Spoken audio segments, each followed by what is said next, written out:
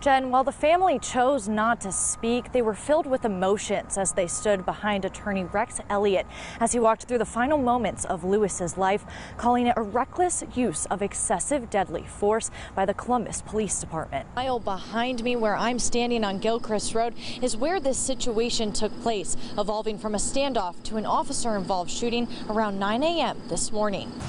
Exactly, Colleen. Lots of support, including resources, Wi-Fi, and supporting these students as they head back to online learning tomorrow. But one thing they're not doing is replacing teachers or the classroom. And it starts with a whole lot of collaboration, not only with Intel leaders, but with Central Ohio leaders and the community as well. That's what we have in store here. And it goes beyond that, with this site being able to hold nearly 8 fabricator plants. It could be one of the largest in the world. Earlier today, Fuentes said that more than 300 community members were joining them on the picket lines or showing support in other ways. Now, having been outside at these picket lines, I've seen that firsthand. I've seen parents and teachers bringing waters and snacks to teachers, as well as one student just going and giving her educators a hug while they're on strike.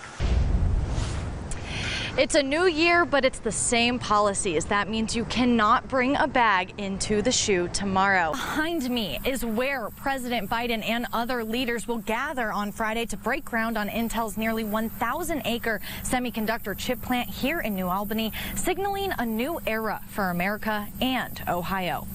The groundbreaking that's taking place here in Ohio is to really move forward on the re-energizing and reigniting of the manufacturing of semiconductors here in the U.S. Re-energizing and reigniting an industry the U.S. once led. That's what the groundbreaking on Intel's $20 billion semiconductor plant in New Albany signals. We have let our leadership of technological advances and semiconductor manufacturing slip. A lot of that has been made overseas in Asia. So now we're bringing it home again, which is exactly what we want to see happen. We want to incentivize manufacturing here in this country. Timmons and Oxman will both join President Biden at the groundbreaking ceremony, which was put on hold until the passing of the CHIPS and Science Act in July, something both say is critical to incentivizing semiconductor manufacturing in the United States.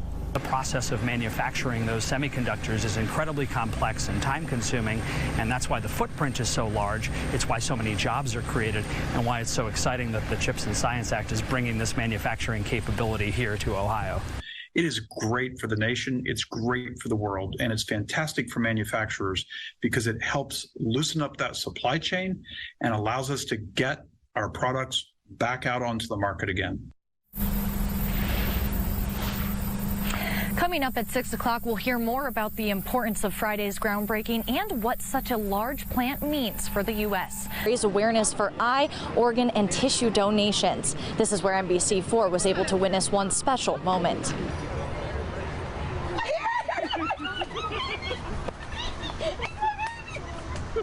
Life after loss. This clip is the moment Keshonta Scott heard her son Jay-Sean's heartbeat for the first time since he was killed in a car accident in 2019.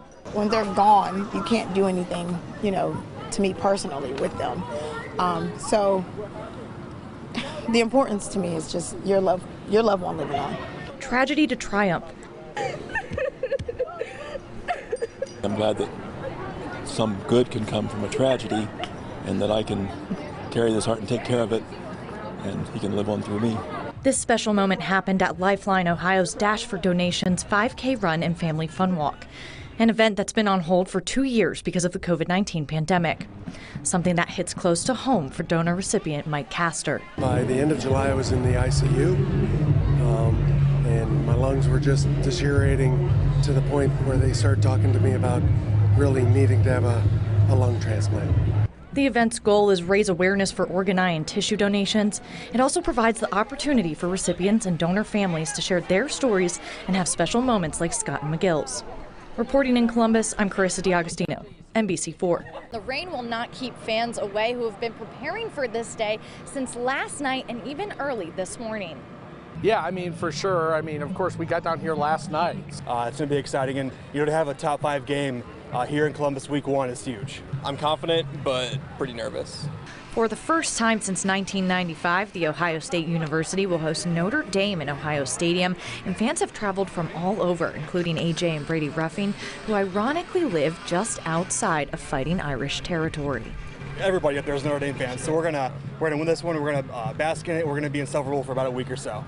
Besides bringing loads of fans back to Columbus for this game, OSU students filled the lawn just outside of the arena to participate in College Game Day and show their school pride. The excitement for this highly anticipated game is at an all-time high. Whether fans traveled states or live locally, they're ready for kickoff. First game of the year. This is so great to have a great University of Notre Dame come here so we can beat their butts here. Yeah. Now, some fans I spoke to will be leaving their tailgating spots to head into the shoe for the game. Other fans will be sticking around and watching it from the comfort of their own tents. But either way, anticipation here is high, and so is excitement. Local for you in Columbus, I'm Karyssa D'Agostino, NBC4. The moves of Brutus while also doing science experiment and other activities, all while raising money for a good cause. That's what's happening today at the French Fieldhouse. 3, 2, 1. He loves the nose boops too. He and Brutus have been nose booping all day. Parents brought their kids to French Fieldhouse for an afternoon of playing games, learning the Ohio State mascot's signature moves, completing science experiments, and basking in the Brutus magic. These kids have so much energy. I'm trying to keep up, and it's been a while since I've had to move this much, so this is definitely been fun. The event was organized by one of OSU's 72 Pelotonia teams, Team Brutus. Going beyond fun and games, the upwards of $2,000 raised by the event will go towards cancer research, a cause that hits close to home for OSU mascot and cheer alumni. We had a couple of members several years ago who were diagnosed with cancer, and so our society came together to bring us into the Pelotonia family, if you will. Kuhn says the event provides a unique opportunity for kids to hang out with the OSU mascot. We love getting the one-on-one time with Brutus, and it's hard to get that on game days or any other time, so it's really nice for him to get that time with one of his idols. It's also a unique opportunity for Brutus himself. To get him out into the community and be able to give back in this way, from a monetary sense, it's really special, and we're just hoping that this is only the beginning, and we can continue to grow this and make it bigger than it was this year. This event was scheduled for last year, but due to the pandemic, it was postponed. So this is the first time this event has happened. They're hoping it will grow as it continues in the future. Local for you in Columbus, I'm Karyssa D'Agostino, NBC4.